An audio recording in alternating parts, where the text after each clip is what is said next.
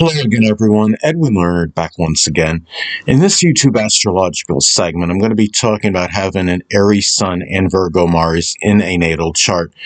Now, first off, with an Aries Sun, your basic fundamental character may be aggressive, assertive, forceful, combative, and impatient. However, with a Virgo Mars, you may be more shy and prudent in sexual-related matters. Keep in mind that Virgo is an earth sign. There may be more caution, prudence, more premeditation in matters of a sexual nature. The person may really desire to have sexual partners that have very good health habits, that have good hygiene, and they could be very cautious in these matters and take a lot of precautions in terms of who they get involved with sexually. The person needs to go, though, against expecting infallibility from people that they're involved as far as sexual connections go.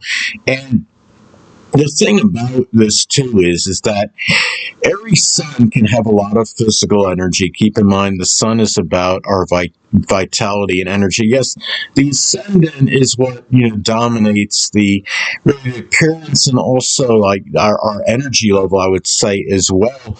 But the Sun can play a role in our vitality too. And Aries Sun can often have a lot of physical energy. Now, Mars in Virgo may expend a lot of energy in work and service-related matters. Mars in Virgo can be very industrious. And Aries Sun can be very active. And Virgo Mars, again, can be very industrious and have a desire to stay busy. So this is a combination that generally needs to keep moving around and doing things and may be very averse to being idle and stagnant. This is a person at their job or place of employment that likely really needs to keep doing things, can make a good, dutiful employee to those, employers because of this. Now, another thing about this is that the Aries Sun may be quick-tempered, right? Because the Sun, again, is about our basic fundamental character, the true nature of the person.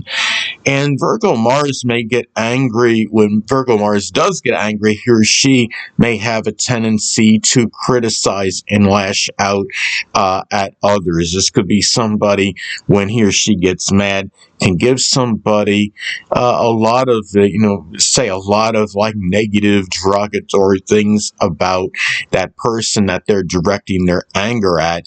And then you combine that with the Aries Sun, the basic nature, basic fundamental character being very outspoken and direct. You could have the combination that can be a little bit rough when things, when he or she wants to say, speak out about an issue. And now, another thing about this is that with the Sun coming before Mars, and I'll elaborate on that. When I say the Sun coming before Mars, I mean the Sun being positioned or posited before Mars, because Aries comes before Virgo in astrology. So with the Sun coming before Mars, self-centered matters pertaining to oneself may often take priority and precedence over those that would be connected with sexual partners. And with Mars in Virgo, the person may connect, sexually with somebody, with a sexual partner that may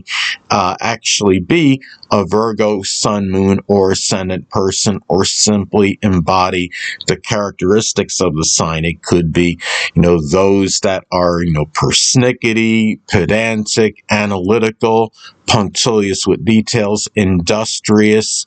It could be those that are verbose, analytical, intellectual, cerebral, organized, clean, people that have good hygiene, but at the same time, it may be with those that are rather critical, judgmental, and cynical as well.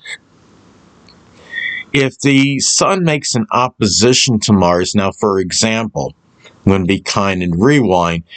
Let's say, if you have an Aries Sun at 0 degrees, right? And the Virgo Mars is at 29 degrees. That would form an opposition aspect. And if you have the Sun making an opposition to Mars, there may be a conflict between self-centered matters and those with sexual partners. And, one may conflict with the other. And if Aries Sun, as far as self-centered matters go, and matters that are pertaining to the self, may simply involve leadership prowess and ability, expressing, being able to innovate, be pioneering, doing things associated, could be with welding or, physiology, or things that are connected with the physical body, as some examples, working with metals. And also, too, if the Sun makes a trine to Mars, now let's say, for example, if the Sun is at 29 degrees Aries and Mars in Virgo is at 1 degree, that would form a trine aspect. Now, if you have a trine aspect between the Aries Sun and Virgo Mars, there may be more positive blending of this energy with the Sun, Aries Sun, wanting to, lead and do things and take action, not hesitate and procrastinate. And the Virgo Mars expending, energy in work-related matters, ability to organize. It could be technical related activities. This could be a combination that could actually work better with each other if you have the trine aspect between the Aries Sun and Virgo Mars. Also, too, Aries Sun may have physical related issues with the head, skull, face, brain, and eyes. I understand that the ascendant or rising sign is what dominates the appearance and physical body, but the Sun can play a role in that as well.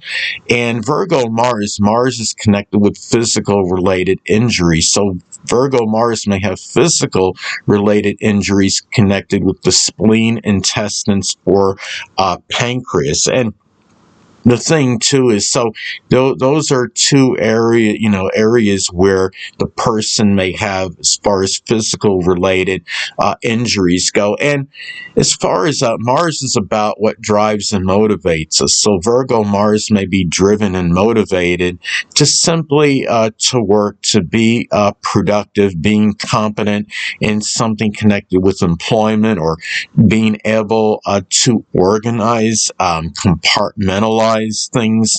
It may be just being of service to others, being helpful, but not in an officious or unwanted manner. And also, too, when you have, this combination, this could be, something too, again, that could be very, hardworking, industrious. Aries Sun, again, does not like to be stagnant or idle. Aries Sun could be very active, and the Virgo Mars may have more of like that proclivity to want to stay busy and not, and not always, but often want to work and be of service to others, being helpful. So anyway, people, that'll conclude this YouTube astrological segment. Until next time, Edwin Learnard saying, stay well.